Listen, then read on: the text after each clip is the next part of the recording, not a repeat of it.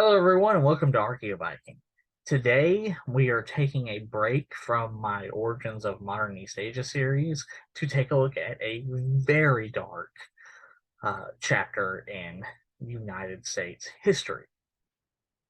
As the title says, this video is about the Dakota War of 1862 and the hanging of the 38 plus 2 Dakota elders, which, as I speak and as I am filming on December 26, 2022, it is the 160th anniversary of this event, which was a very unjust event that was essentially and most definitely an excise in power rather than an excise in law.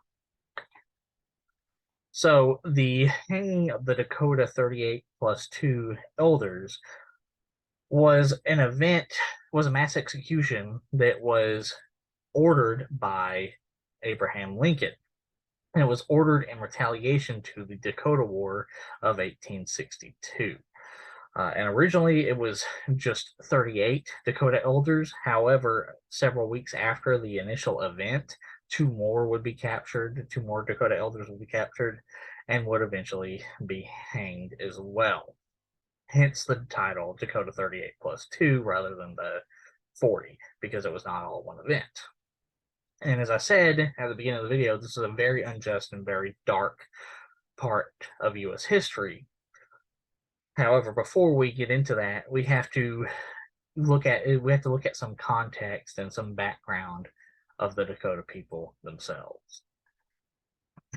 Okay, so the Dakota Nation are a tribal nation that is native to the lower 2/3 of modern day Minnesota, and they are part of the Ochute Shakowin, or the Seven Council Fires, which most of us would know as the Sioux nations. Sioux is an imposed term. They prefer their tribal designations like Lakota, Dakota, Nakota, or Oglala. But Sioux is a term that many people know them by. And also, I apologize to any members of the Dakota, Nakota, Lakota, or Oglala for possibly mispronouncing the Ochete Shakowin.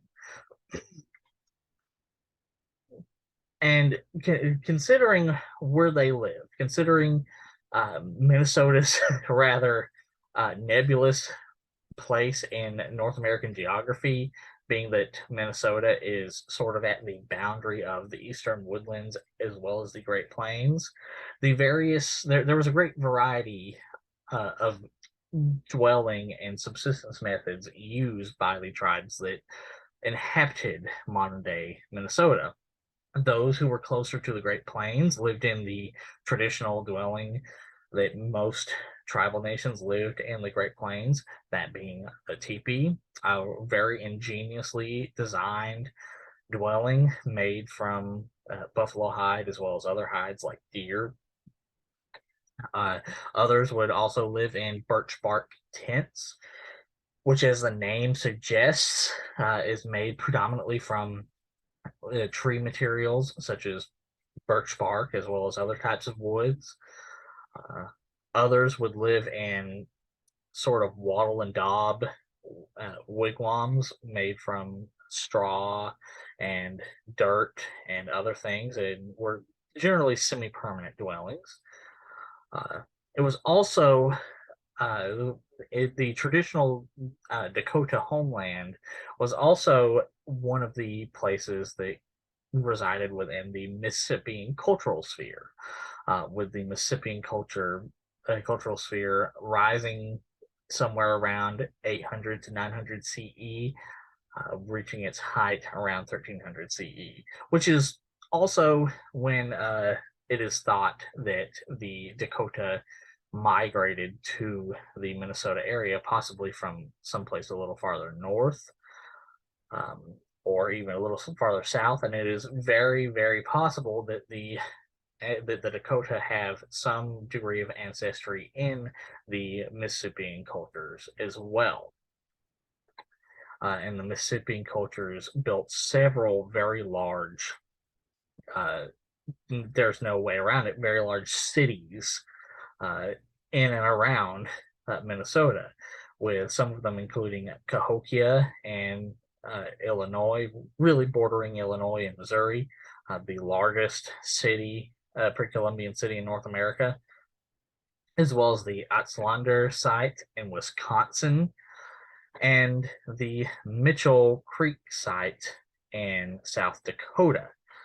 Which, as you can see, is not quite as large as the other two I mentioned, but it still has a lot of those Mississippian sort of characteristics. And Mississippian cultures would live in much more permanent dwellings like the ones you see here, which are made from sort of stucco, wattle, and daub walls with straw roofs. And at least by the 1840s, the Dakota themselves were living in semi-permanent or more permanent housings and dwellings made from wood and birch bark and various other things like that. And before contact and after contact with Europeans, really, the Dakota and many of the other tribes in Minnesota, such as the Ojibwe, would subsist off of gathering food resources such as wild rice, like you see here. They would also hunt woodland animals like deer, and those who were closer to the Great Plains would hunt animals such as buffalo. And being that, for one thing, Minnesota is known as the state with 1,000 frozen lakes, but also being the proximity of the Missouri and Mississippi rivers and the Great Lakes, the tribes in and around Minnesota would subsist heavily off of fishing, off of fish. But eventually, Europeans would make contact with the various tribes in and around Minnesota, including the Dakota, with contact starting really in the 1600s, which leads me to my next section, which is titled Contact with Europeans in the 1600s and the Eventual American Expansion. So, the Europeans that the Dakota and the other tribal nations that would come in contact with during this period would generally be the British and the French. There was some contact with the Spanish, but mostly it was the French and then the British, with the party that had some of the largest contact and most permanent contact with these tribal groups being the Hudson Bay Company, a corporate trade company very similar to the Dutch East India Company that was based around the Hudson Bay as well as the Great Deal Inlet. And the Hudson Bay Company had a monopoly, or at least had created a monopoly, on the fur industry, a very lucrative industry in the mercantile world of European colonialism, where the Europeans would build, such as the Hudson Bay Company, would build trade posts where they would trade goods that were considered luxuries to the various tribal nations, such as guns and European glass and various types of alcohol, unfortunately, but not just that, but also European fabrics and various steel weapons. And they would trade those to these tribal nations in return for furs, with one of the most sought after furs being beaver pelts, because beaver pelts had a very large market in Europe and other European colonial areas because of their quality. They were very well sought after. But it wasn't just that. They would also purchase deer pelts, buffalo pelts, basically anything that was a high quality fur. The Hudson Bay Company would purchase. So it was, at least to a certain degree, a very mutually beneficial trade system. Not always, because oftentimes, such as with Pontiac's War, these strained relationships that happen from the very inherent prejudices that Europeans had towards in these native nations would lead to wars, again, such as Pontiac's War. The Dakota would also participate to some degree, albeit a small degree, but to some degree, in the American Revolution, participating in the siege of Montreal, as well as the attempt to take back St. Louis from the Spanish Empire. It was also during this time that the other Sioux tribal nations, or the other members of the Ochinte Shakowin, the seven council fires, the Nakota, Oglala, and Lakota, would begin to migrate west and south into other states, such as the North and South Dakota, as well as Montana. And this would take anywhere between 100 to 150 years, but it would be during this time that this would begin to happen. And of course, eventually by the 1800s, after the purchase of the Louisiana Purchase, the United States would begin to expand into the region, including Minnesota. It was during this time that many settlers would begin to come out here and set up homesteads. And because of this American expansion, a variety of treaties would begin to be signed that would become increasingly less beneficial to the Dakota and the various other tribal nations. The first of these was the Treaty of St. Peter's in 1805, followed eventually by the Treaty of Prairie du Chien in 1825. Here's sort of the maps of these: the Treaty of St. Peter's. Over here, you can see sort of the land that was lost and given away there, as well as the dark lines here are the boundaries that were originally agreed upon in the Treaty of Prairie du Chien, with the dotted lines being boundaries that were added later. And then eventually, by the 1850s, the two treaties that affected the Dakota the most were the treaties of Mendota and the treaties of Mendota and Traverse des Sioux, both being signed in 1851, with Traverse des Sioux signing away these lands and the Treaty of Mendota signing away these lands as well, actually signing away probably the same lands. But you can sort of see the effect these treaties had. And so as a result of these treaties, the Dakota nation itself would eventually be sequestered to this very small strip of land that you see right here. Not a very large strip of land compared to their original traditional homeland. And so as a result of these treaties, the Dakota would be forced to rely on the U.S. government and American traders for food. In fact, it was supposed to be it was actually one of the major reasons that the Dakota agreed to these treaties, is that they could rely, in theory, on these, that if they signed these treaties, the U.S. government would be required to provide food and supplies to the Dakota. Of course, it didn't actually work out very well. Oftentimes, traders would be late on purpose in many cases.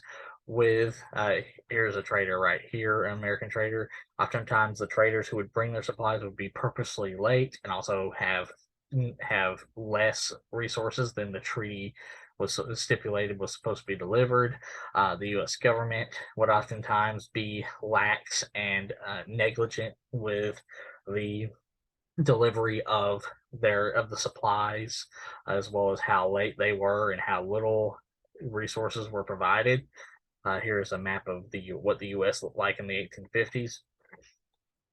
And in fact, several times the various Indian agents and governors of the Minnesota Territory would blackmail the Dakota into hunting down war bands and raiding parties of unaffiliated tribes, like of unaffiliated nations, tribal nations that they were either not allies with, they were either enemies with, or just random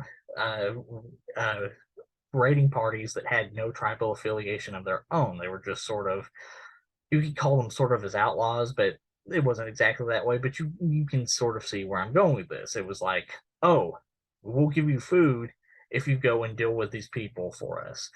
It doesn't matter that they're not part of your tribe. It doesn't matter that they're your allies or not your allies. We're not going to give you food until you go and deal with these people for us.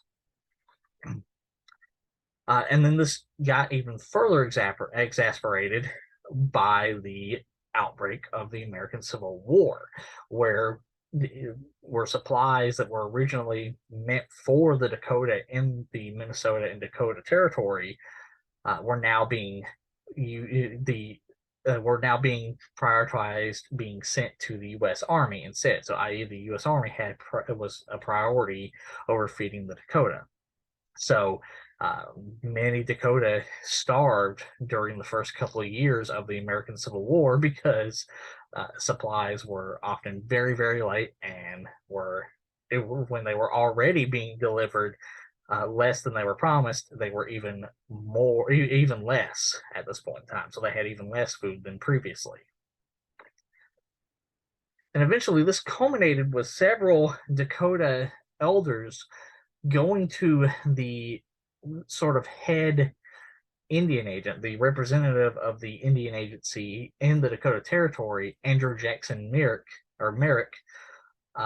and they asked him and begged him for help. They asked him to please provide food, and he is reported to have by both American and Dakota sources, is reported to have literally told the Dakota to eat grass in their own dung. He said, I would rather them eat grass in their own dung than provide them food. And so this is what led to the outbreak of the Dakota War itself. So the Dakota War began as a response to the negligence of the U.S. government. The fact that the U.S. government, for over 12 years, had purposely either been late with their food deliveries, with the resource deliveries, had purposely delivered inadequate amounts of their resources that they required, or both. The blackmail that the Dakota and other tribal nations faced at the hands of Indian agents and the U.S. government in order to get their food. And we will only give you food if you do something for us, as well as the sheer arrogance and hatred that they faced at the hands of Andrew Jackson Merrick. And so in response to this, 4 Dakota men killed some prospectors on their way back from a hunting expedition. And this in itself enraged the various white settlers. So, and they, in various small war bands, in response to the enragement of the white settlers, began attacking small, distant white settlements, American settlements. So in response to this, various Dakota leaders called together a war council. These leaders included, but were not limited to, individuals such as Little Crow and Big Eagle. And so they gathered the most prominent Dakota War leaders, and Dakota elders, and after some deliberation, they decided that the Dakota Nation would go to war. And so first, Little Crow and Big Eagle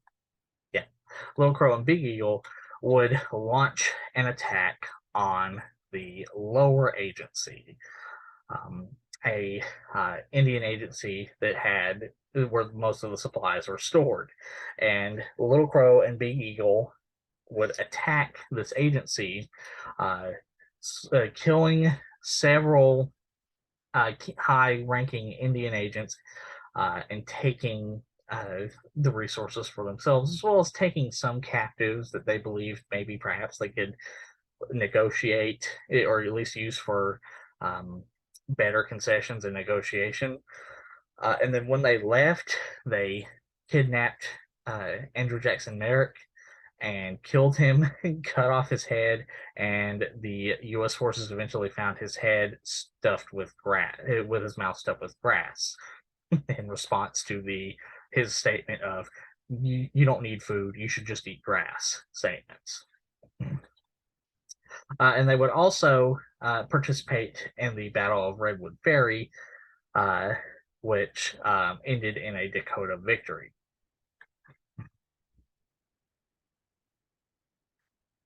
And then after the successful siege of the Lower Agency and the victory um, at Redwood Ferry, the Dakota, led by Big Eagle and Little Turkey, would eventually attempt to lay siege to New Ulm, the town of New Ulm, and Fort Ridgely, both of which were unsuccessful. However, it also meant that the U.S. forces were tied up, and the U.S. cavalry and infantry could not adequately go out to challenge the war effort of the Dakota elders. Eventually, Colonel Henry Hastings Sibley would be put in charge to launch a military expedition with several U.S. infantry divisions. However, his forces would be defeated at the Battle of Birch Coulee, where essentially what happened is the U.S. forces camped for the night, and then they were awoken only to find themselves surrounded by Dakota warriors, ending in the deaths of the force essentially being wiped out. Several U.S. soldiers were able to escape, but for the most part, the U.S. force was completely wiped out. In response to Sibley's inadequacies in putting down the Dakota War, the U.S. government put in charge of the U.S. war effort in this region, General John Pope, who was sent with several U.S. regiments fresh from the American Civil War, such as the 25th Wisconsin Regiments, as reinforcements to Colonel Sibley. And eventually his forces would be able to corner and decisively defeat the Dakota armies under Big Eagle and Little Turkey at the Battle of Wood Lake. And the defeat at this battle would be the final nail in the coffin of the Dakotas, the war effort for the Dakota nation. And it would lead to two different events happening. One, Little Crow with his inner circle would flee to Canada, while having actually lost a lot of authority and respect in the Dakota hierarchy, while Big Eagle would gather the majority of the Dakota soldiers that he had under, and Dakota soldiers and women and children that he had under his care, and he would surrender at Camp Release.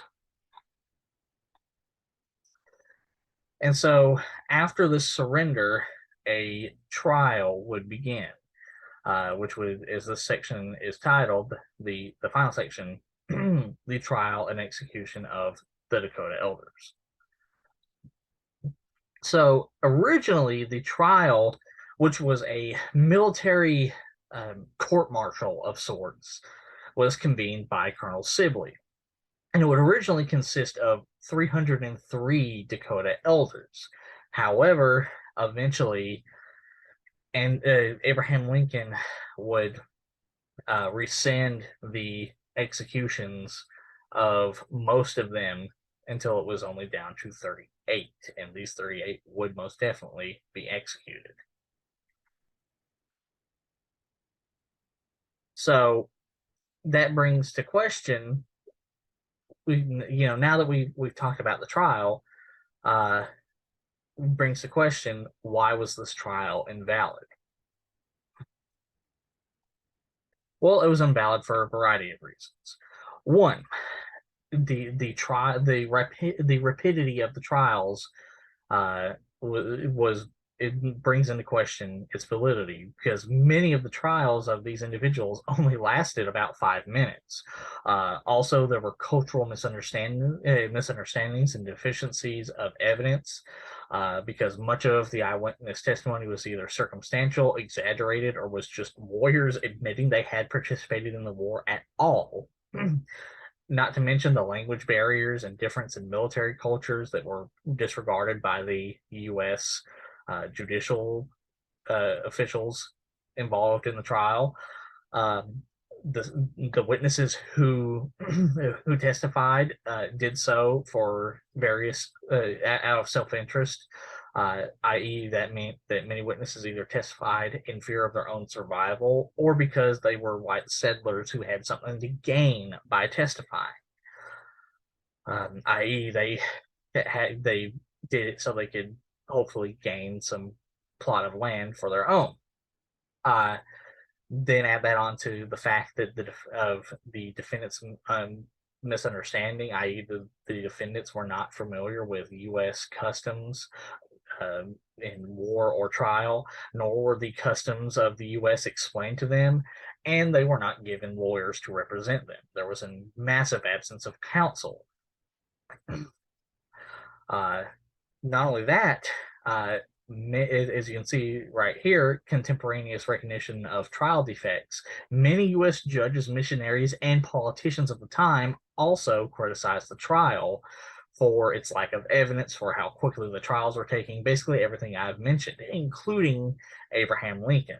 Though there's a lot of problems with Abraham Lincoln being involved with this, which we'll get to in a minute.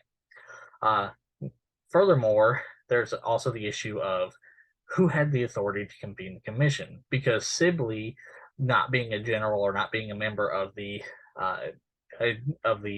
high, not being a higher ranked member of the U.S. military or U.S. bureaucracy, actually didn't have the authority to convene the trial or the court martial itself. Furthermore, Dakota sovereignty was heavily ignored in this case. And this is important because both before and after this trial, any U.S. dealings with tribal nations and tribal governments, whether it be the Lakota, or going as far back as the Cherokee and the Muskogee Creek and such, these tribal governments were always acknowledged as their own sovereign nations and were treated as such. They actually were treated as their own sovereign nations, which meant that certain things, such as, say, being tried for murder, didn't apply. And that's what happened with this, is that rather than being treated as prisoners of war, these Dakota elders were being tried for murder, which is not not how that works. I mean, yes, war crimes are things that are definitely taken into account, and people are definitely brought to trial for war crimes, but those are different than, say, a soldier participating in a war and say a U.S. soldier killing a member of the Viet Cong, or a Chinese soldier killing somebody from Russia or something like that during a war. So that is a massive issue with the trial itself, is that rather than it being a trial where these individuals were acknowledged as heads of state and people who actually participated in a war, they were being tried for just plain murder. And then that goes on to the next thing. The Dakota rules of war were disregarded, and the U.S. was very much unwilling to explain its rules of war. And that's because there was a difference in views of between how the Dakota nation viewed non-combatants in war, as in Dakota warriors, and the Dakota nation viewed non-combatants as essentially open game to a point. Actually, more captives were taken than unarmed people were killed, but they were still considered valid targets in war. Whereas the U.S., at least on paper, didn't see it that way. But the U.S. never explained this in the trial or beforehand. For example, there was no, say, UN Council that was convened with the Dakota Nation that had its own form of, say, Geneva Convention. But even then, that's sort of uh, irrelevant because the U.S. showed great hypocrisy as the U.S. Army regularly massacred hundreds of unarmed indigenous women and children as early as the American Revolution and as late as Wounded Knee. Two of the prime examples are the Camp Grant massacre and the Sand Creek massacre, or the expeditions by the Continental Army into Joseph Brandt's Iroquois territory, which saw many women and children being killed during that expedition. So it's sort of like, well, yeah, that's bad, but if you're not holding yourself to the same standards, why are you getting upset?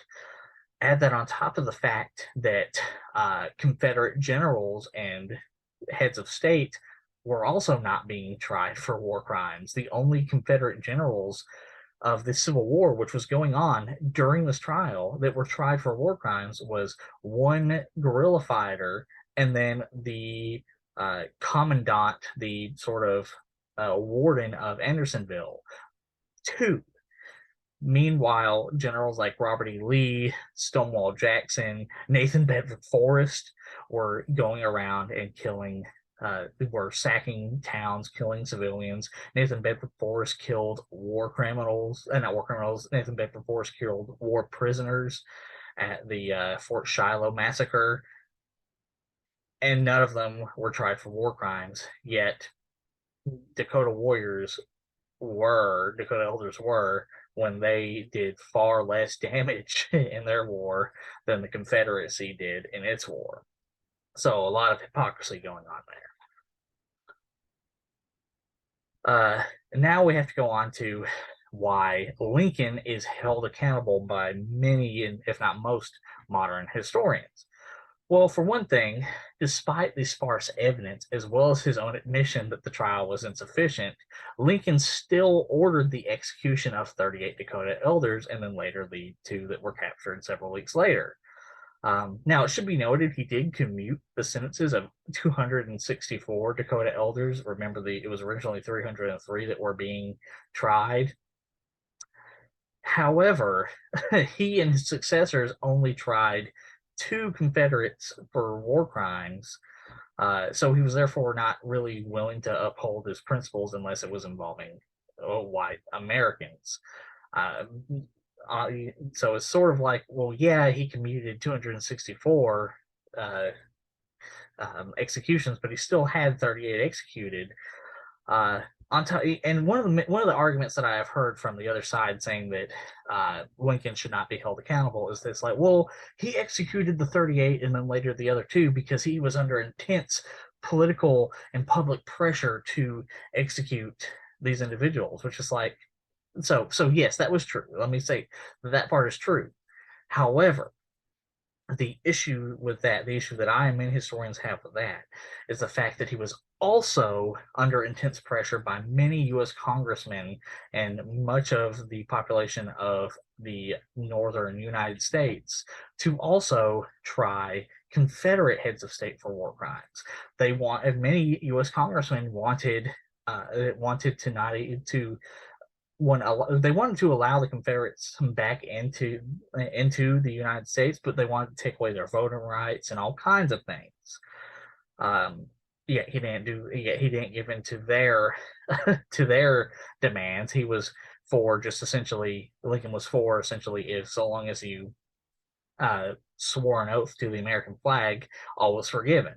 So again, he was very hypocritical in his principles, depending on people's race. So that's why Lincoln is very much held accountable, because what he did was incredibly, I don't want to say out of character, but it was he was not consistent in his ideals.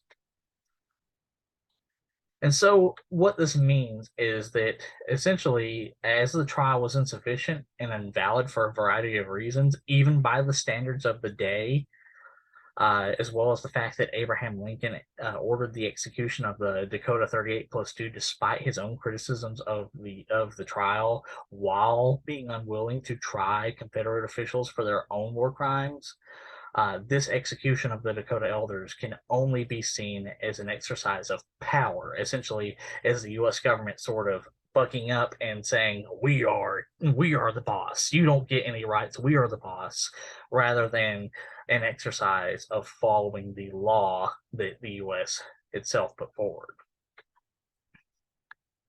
Okay, so now that we have gotten the history of the event out of the way, I think it's important to note and answer a question. It's like, well, how does the Dakota Nation honor the 38 plus 2 in the modern day? Well, the Dakota Nation has honored, at least since 2005, the hanging of the Dakota 38 plus 2 by having 40 elders ride 300 miles starting in December 9th up until December 26th from the seat of the Dakota Nation to the site of the hanging of the Dakota 38 plus 2. And this was started by a Dakota elder after he had a vision, essentially, of the Great Spirit or the spirit world. Apologies for possibly mischaracterizing spirituality. I'm just still apologies. But the premise is he had a vision saying that this ride needed to be conducted as a form of, one, bridging the gap and trying to bring reconciliation, but it's also a way to